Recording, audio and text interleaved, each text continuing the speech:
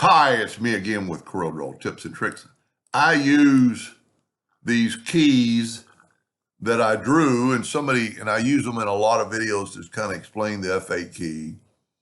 And somebody asked me today via email, how did I make those keys look like keyboard keys? Really simple. There's only a couple of things you need to think of. You need to make it the size you want the key now. So I'm going to make it a gray and I'm going to take away the outline. Then I'm going to go up to effects and bevel, and I'm just going to bevel it a 1/2 inch in distance, and I get that right there.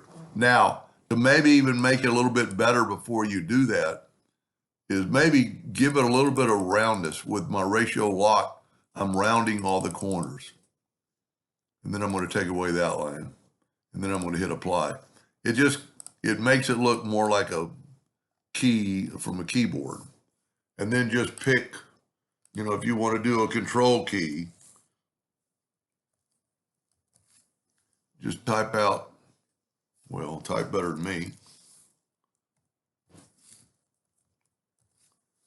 And the best way to do this is to take these and hit P with the center of put it in the center of the page, and then hit P on your graphic and put it in the center.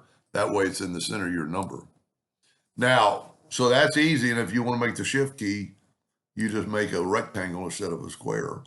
Same principle. But this is what I was saying about make it the size you want. I'm going to group this together.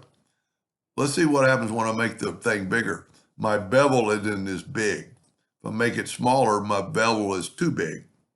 So whatever size you're going to make it for your drawing, make it that size to begin with. Because once you play with that, I don't know any other way to kind of lock the bevel, like the line thickness and stuff that you could normally do.